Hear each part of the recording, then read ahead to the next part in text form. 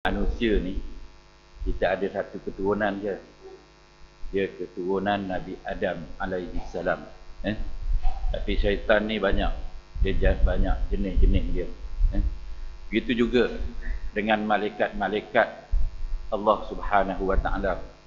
Allah Subhanahu wa taala dia mengaturkan kepada malaikat-malaikat tugas-tugas dan fungsinya. Tapi syaitan dan iblis ini dia bukan diatur oleh Allah Subhanahu wa taala kerjanya. Syaitan itu sendiri yang mengatur kerja dia. Cuma diizinkan oleh Allah Subhanahu wa taala. Diizinkan oleh Allah Subhanahu wa taala itu dia berdasar kepada usaha ikhtiar dia. Jadi kita ni manusia pun begitu juga. Kalau kita buat sesuatu kerja itu dengan kesungguhan dan sebagainya, insya-Allah diizinkan oleh Allah Subhanahu wa taala. Jadi syaitan ni tuan-tuan, jangan kita salah faham. Ni kaedah memahamkan ilmu tauhid. Kaedah memahamkan ilmu tauhid ini, dia syaitan iblis dia usaha juga nak memperdaya anak-anak Adam alaihi salam itu. Dia berdasar kepada usaha ikhtiar. Dia sendiri rancang benda-benda yang tak baik dan jahat. Jadi 9 anak keturunan kita dah baca, keturunan syaitan ini kita dah baca 3. Yang keempat ialah keturunan syaitan yang namanya A'wan. A'wan. Bukan nama Wan tu. A'wan. Jangan salah faham. Dia bunyi tu macam A'wan alif hamzah waw alif nun. Kalau dia eja melalui bacaan Arab dia, alif hamzah waw alif nun, tapi dia bunyi juga wan kat belakang kan. Pak Wan. Ni nama dia macam bunyi Pak Wan aja ni kata. A'wan ni bertugas menggoda golongan pemerintah agar melakukan kezaliman dan perbuatan sesuka hati. Ni kerja A'wan ni, ataupun kita nak panggil Pak Wan ni. Pak Wan yang keturunan syaitan lah, bukan keturunan manusia ni. Ni nama ni kadang-kadang mainkan peranan juga tuan-tuan. Kadang-kadang hati-hati dengan nama-nama kita ni. Kadang-kadang macam lebih kurang aja bunyinya kan. Itu masalah besar kan. Jadi berhati-hati dengan nama-nama ni tuan-tuan. Bila saya perhatikan nama-nama tu, contohnya macam yang ketujuh, Hafaf, Murrah, Masud, Jasim, ni nama-nama ni kalau kita perhatikan betul-betul tuan-tuan, nama orang Islam ni kita tak ada nama-nama macam ni. Nama siapa ni yang keturunan siapa ni yang ada ni nama-nama seperti ini? Boleh tahu? Keturunan orang Yahudi ni tuan-tuan. Kalau tuan-tuan duduk di negara Arab ni lama-lama sikit, tuan-tuan boleh beza nama orang Yahudi, Kristian dan Islam ni. Kadang-kadang ada nama-nama yang orang Yahudi ni nama dia kadang-kadang Wail ke. Ni dia secara tak langsung dia jadi Wail tu, neraka Wail kan. Bunyi macam tu. Kadang-kadang nama-nama syaitan ni pun, anak-anak keturunan syaitan ni, ada banyak keturunan-keturunan Yahudi ni dia nama macam tu. Hafaf. Saya jumpa kadang-kadang keturunan Yahudi. Dia ramai di Jordan tu. Di Mesir ni kurang. Di Jordan ni ramai. Kalau kita duduk lama-lama dalam masyarakat dia, kita mudah nak kenal nama-nama Yahudi ni dan nama Kristian. Jadi dia ada beza sikit dari sudut nama. Jadi kita ni pun dalam masyarakat kita hati-hati kita nak letak nama ni tuan-tuan. Nama ni jangan-jangan sampai ada persamaan. Ataupun macam Hafaf tu, bunyi macam Afif aja. Orang nama Hafif tu lebih kurang bunyi kan. Tu masalah dia. Tapi nama kita ni betul tuan-tuan, Afif tu ada nama dalam Islam tu. A'wan bertugas menggoda golongan pemerintah agar melakukan kezaliman dan perbuatan sesuka hati. Ni kerja dia ni, menggoda golongan pemerintah. Iblis dan syaitan keturunan dia ni yang nama A'wan ni melakukan kezaliman. Zalim ni hendaklah kita faham dalam Islam ni, takrif zalim ni tuan-tuan dia begitu luas. Orang yang tak sembahyang tu zalim, tuan-tuan. Kan? Orang yang tidak mendidik anak-anaknya pun zalim juga. Kan? Mendidik anak-anaknya dengan didikan Islam, dia zalim juga. Jadi takrifan zalim itu dia cukup luas, tapi dia tujukan sungguh-sungguh kerja syaitan, keturunan syaitan ni yang nama A'wan ni, dia menggoda golongan pemerintah, khususnya pemerintah. Tu yang jadi sombong, angkuh dan sebagainya. Kadang-kadang disebabkan ni syaitan ni lah, nama A'wan ni yang menggoda dia, supaya melakukan kezaliman dan sebagainya. Dia kebanyakan kadang-kadang di negara-negara Islam, pemimpin-pemimpin dia, macam contohnya di Syria.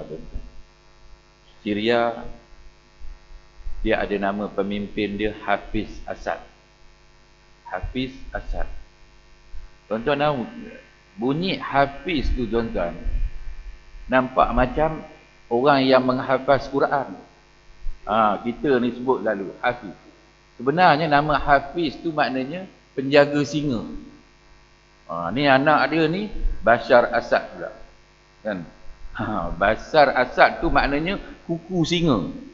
Tu lagi teruk ni. Tengok pemimpin-pemimpin yang zalim, secara tak langsung Allah Ta'ala beri nama dia tak elok tu. Kita kena faham, Hafiz tu ada juga kita duk faham dalam masyarakat kita, perkataan Hafiz tu hafaz Quran tuan-tuan. Dia ada beza sikit daripada perkataan fi'il madhi tu. Kita tengok hafaza yahfizu, hafaza. Kalau Hafiz tu hafiza, yahfazu, dia beza kan. Hafiza yahfazu. Kalau hafaza, dia lain. Penjaga, jaga dengan hafaz. Hafaz ni maknanya orang yang memelihara. Jaga dengan memelihara, dia lain sikit kataan tu. Jadi kita kena faham elok-elok tu. Hafiz Assad maknanya penjaga singa. Kalau Bashar Assad pula jadi kuku singa. Lagi berat tu makna nama tu. Jadi secara tak langsung dia jadi nama seorang itu, dia mendorong kepada benda macam ni. Maklumlah nama-nama ni penting tuan-tuan. Kita kena beri nama anak ni. Kan?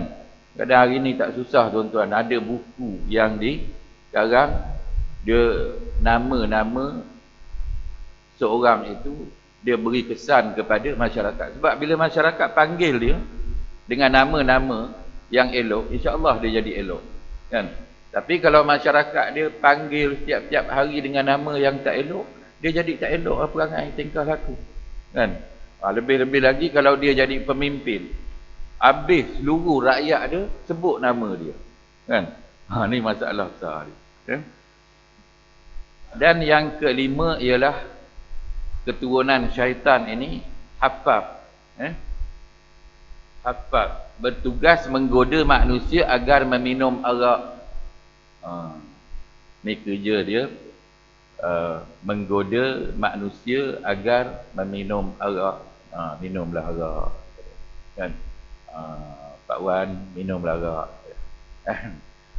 Siapa-siapa minum arak, jadi jiwa jadi tenang. Arak ni ketagihan tuan-tuan, minum arak ni. Pernah saya lihat dalam masyarakat kita, dia ni minum arak tuan-tuan, dia jadi ketagih minum arak. Masalah dia panjang pula umur orang kan. Orang minum arak ni dia panjang umur tuan-tuan. Tengok orang putih kebanyakan, majoritinya minum arak tuan-tuan. Umurnya panjang-panjang sampai 90 lebih, kadang-kadang naik 100. Ada orang saya pernah lihat dia minum arak ni umur dia panjang sampai 97. Dia elok lagi berjalan.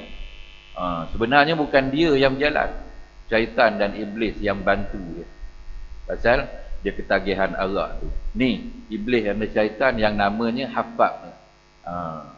Dia duduk tongkat dia kan, supaya dia tengok, dia nak tunjuk kepada masyarakat, tengok orang minum arak ni panjang umur.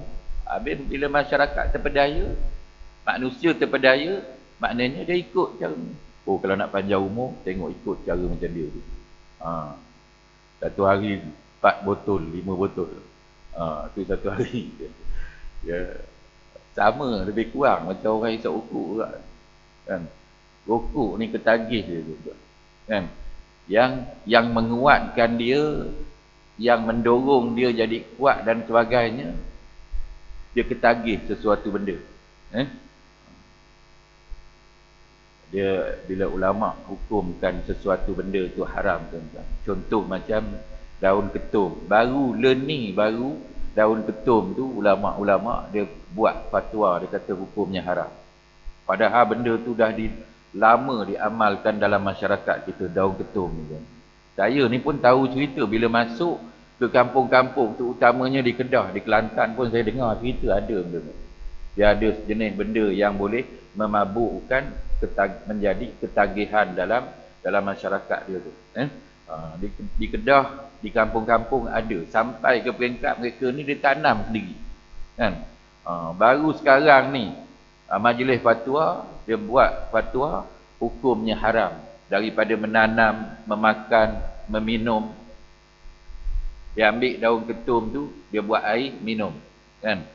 Dia jadi kekuatan. Ni kadang-kadang ada lagi yang jenis orang buat songai ni, kan? Dia buat songai, orang tua-tua kadang-kadang. Dia buat songai, dia taruh kat celah gigi, nampak terbonjol jadi. Dia bila tak ada tu, dia guna tembakau tu, tuan-tuan. Dia guna tembakau untuk nak buat songai tu. Dia jadi ketagih, dia jadi lembek, dia jadi tak bermain, badan dia jadi tak kuat dan sebagainya. Ni benda-benda yang boleh merosakkan akal, boleh jadi mabuk. Bila tak kena, dia jadi macam lemah lah tubuh badan dia, kan? Wallahu a'lam. Jadi iblis dan syaitan yang namanya Hafab ini, tugas dia menggoda manusia agar minum arak. Dia akan beri kesan kepada diri kita. Dan yang keenam ialah murrah. Bukan murah, murrah. Minraha. Ra tu ada tasydid. Tasydid tu dia ke satu perkataan. Minraha. Murrah. Dia panggil murrah. Hafaf. Hafa. Fa alif fa. Hafaf. Dia ada tasydid juga. Kan? Ni kepada mereka yang berhati-hati dalam bahasa Arab ni. Murrah. Ada tak dalam masyarakat kita nama murrah? Kalau ada, anak-anak ataupun cucu-cucu kita ni, ataupun adik-beradik kita ke nama murrah ni, mirah. Mirah lain pula. Mirah ni maknanya kemerah-merahan, kan? Merah jambu, mirah. Kalau murrah, ubah nama, tuan-tuan. Kalau kebetulan terkena dengan nama-nama macam ni, tuan-tuan. Boleh ubah di jabatan pendaftaran tu, tuan-tuan, pergi. Walau macam mana pun dia tak ubah juga nama asal kita, dia letak juga dalam IC kita. Misal kata nama kita ni Murrah, nama anak perempuan kita. Pergi kat jabatan pendaftaran, dia ubah nama, dia tulis nama Amirah. Kan? Amirah tu, Murrah tu dia tulis juga. Amirah ataupun Murrah dia tulis. Kan? Contoh begitu. Jadi tak hilang juga. Ini beri kesan besar. Jadi hendaklah kita berhati-hati daripada awal-awal lagi. Binatang murah ni apa kerja dia? Bertugas menggoda manusia agar memain seruling, muzik. Ni orang yang mendengar ni pun dia jadi khayal, jadi lalai, leka.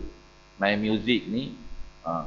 Di negara kita ni, orang buta ni, tuan-tuan, dianugerahkan oleh Allah Subhanahu Wa Taala satu benda yang istimewa sebenarnya. Orang buta ni dia hatinya mudah celik, tuan-tuan. Tapi tempat kita, orang buta ni dia ajar main muzik. Dia ajar main alat-alat muzik dan sebagainya. Tak percaya tengoklah di mana-mana ada. Dia tak sama macam di Mesir. Di Mesir ni, tuan-tuan, boleh katakan 50% pensyarah Universiti Al-Azhar tu, dia buta mata dia. Tapi hatinya celik. Dia hafaz Quran tu, tuan-tuan, dia dapat lekat dalam hati dia, dalam minda dia ayat Quran ni. Maklumlah dia buta, tuan-tuan. Dia tak boleh nak tengok. Kita hak celik ni tak boleh, tuan-tuan. Hafaz Quran, dia hafaz Quran, tapi kadang-kadang hilang dia. Kan? Ni syaitan yang namanya Murrah ni, kerja dia menggoda supaya bermain seruling, muzik dan sebagainya. Itu kerja dia. Ni buat-buat yang ada suka main muzik dan sebagainya. Ni adik-beradik dia lah ni. Minta maaf tuan-tuan, siapa yang terkena. Dia agama ni kena cakap betul. Siapa sahaja yang mewarisi sifat-sifat minum arak ke, ni adik-beradik dia lah ke. Kan? Pemerintah yang zalim, begitu juga. Adik-beradik keturunan daripada Akwan ni. Kan? Dan yang ke-8 ialah Dasim. Ni perkataan Dasim ni pun banyak nama-nama Yahudi dan Nasara. Dia bahasa-bahasa ni tuan-tuan, dia bukan bahasa Arab, dia bahasa Ibrani. Dia daripada kitab Taurat yang asal tu. Dia bahasa ditulis dalam bahasa Ibrani. Ni nama-nama ni Dasim, Murrah dan bukan Dasim. Yang ketujuh tu Masud. Masud ni kalau tak silap saya ada nama pemimpin Israel ni tuan-tuan. Yahudi. Nama. Siapa nama? Ilhud Masud gitu. Ada di kalangan nama-nama pemimpin-pemimpin Yahudi. Masud yang ketujuh. Ni bahasa-bahasa Ibrani asalnya. Dia bukan daripada dia jemahkan ke dalam bahasa Arab, dia ada makna dia. Dalam bahasa Arab. Asalnya bahasa Ibrani dia. Bertugas menggoda manusia untuk menyampaikan berita bohong sehingga manusia menyampaikan pembohongan tersebut dari mulut ke mulut tanpa ada asas yang jelas. Ni. Iza ja'a fasikun binaba'in fatabayyan. Orang fasik ni tuan-tuan, dia bawa berita bohong ni tuan-tuan. Sifat fasik, orang bawa cerita bohong ni dia jadi fasik tuan-tuan. Kan? Dia hukumnya fasik. Ni adik-beradik dia lah ni. Adik-beradik Masud ni. Menggoda manusia supaya buat pembohongan, menyampaikan berita bohong sehingga manusia menyampaikan pembohongan tersebut dari mulut ke mulut. Hari ini dia bukan daripada mulut ke mulut, daripada SMS, tangan ni kan,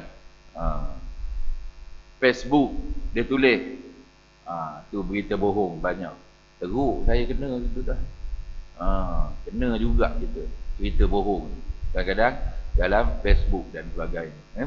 Wallahu a'lam ala nak cerita.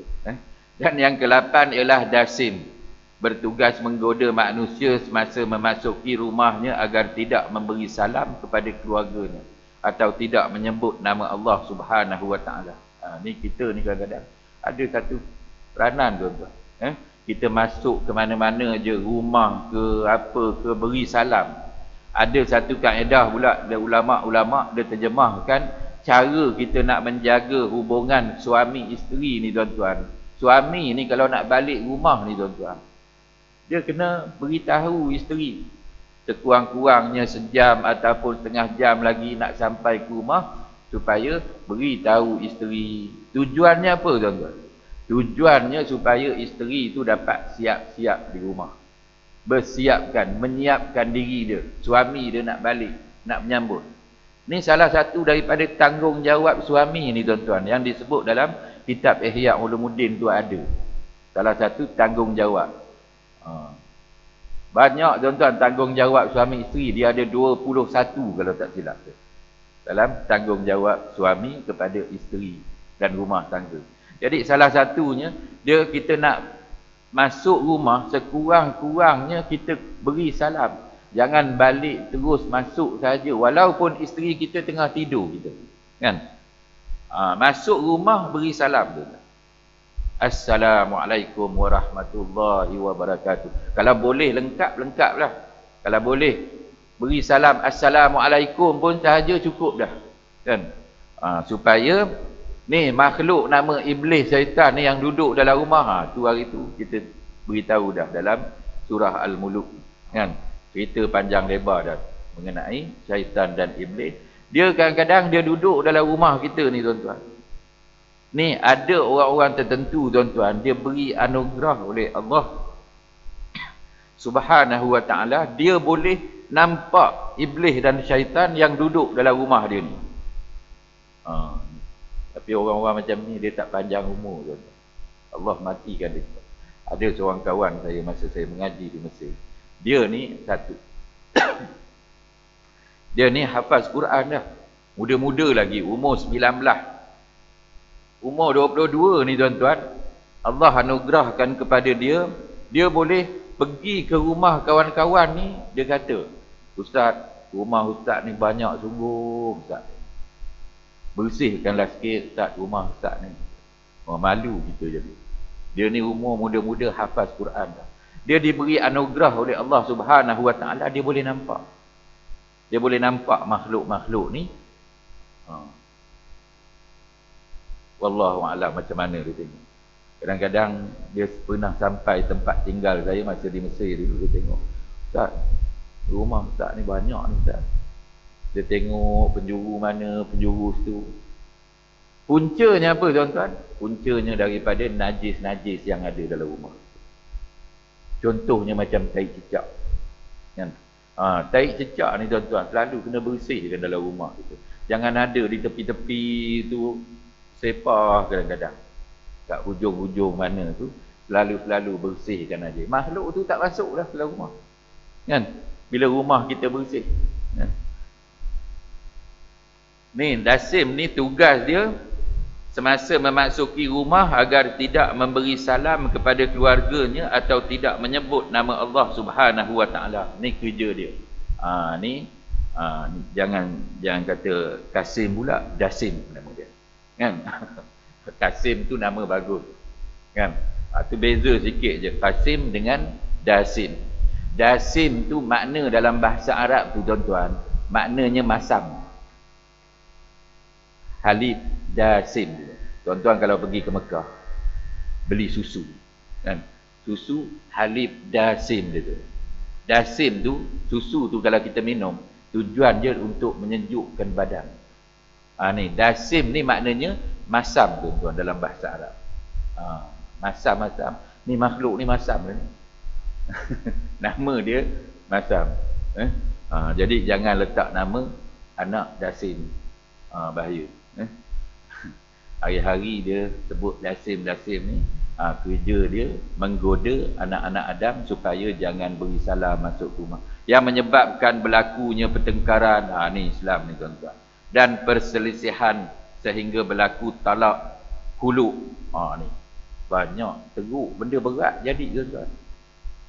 Dia jadi sampai ke peringkat bercerai suami isteri disebabkan suami balik tak beri salam ataupun tak beri tahu kepada isteri. Contoh, suami dia balik pukul 1 pagi, isteri dia dah tidur dah di rumah. Dia balik-balik mengejut, tengok-tengok, abang dah balik. Rambut berserabai. Kan? Air liur basi meleleh. Kita tengok pun jadi geli. Orang lelaki tengok jadi geli, jadi jijik dan sebagainya. Akhirnya dia boleh datangkan pertengkaran, jadi benci tuan-tuan. Jadi tak suka. Bila jadi tak suka, jadilah bercerai suami isteri.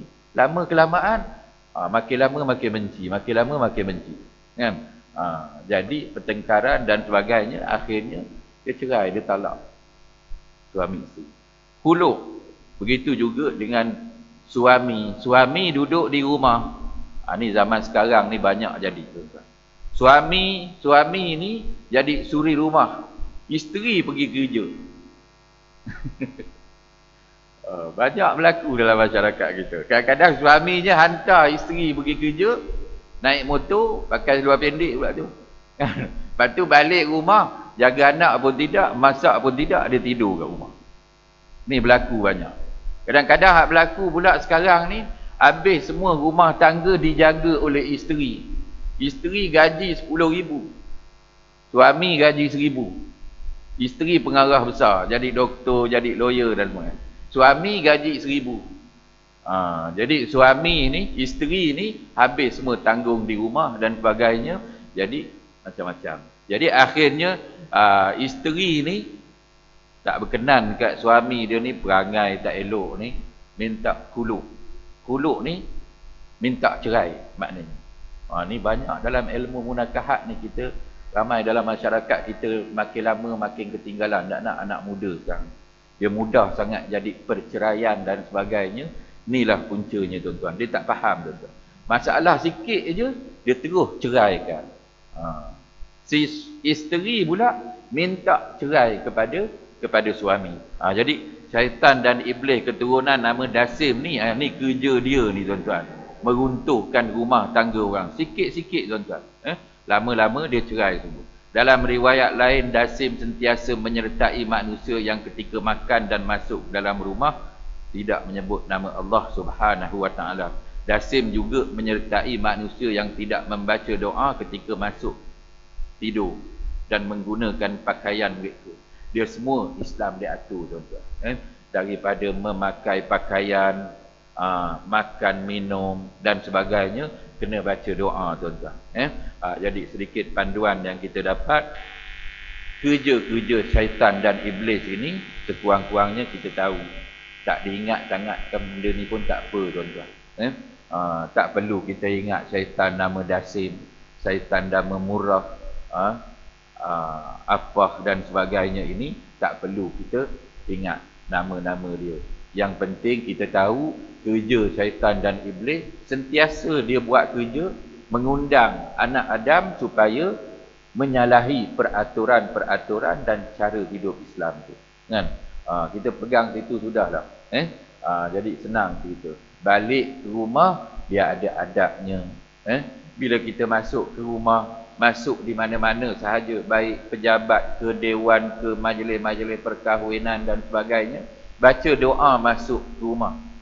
Doa masuk ke rumah ni ada ditulis macam ni. Ni bukannya doa masuk masjid je. Doa masuk masjid dan keluar masjid. Doa masuk rumah pun boleh. Allahumma ighfirli dhunubi waftah li abwaaba fadlik. Kan? Allahumma ighfirli dhunubi waftah li abwaaba rahmatik. Masuk rumah minta rahmat Allah Subhanahu wa taala. Kan?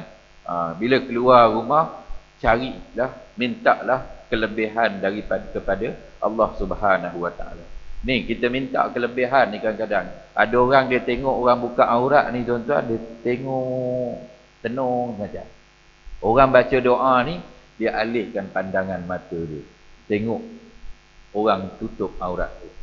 Jadi pandangan kita ini kena jaga tuan-tuan. Wallahu a'lam. Mudah-mudahan kita bertakwa kepada Allah Subhanahu wa taala. Aqulu qauli hadza wa astaghfirullahal azim li wa lakum. Assalamualaikum warahmatullahi wabarakatuh.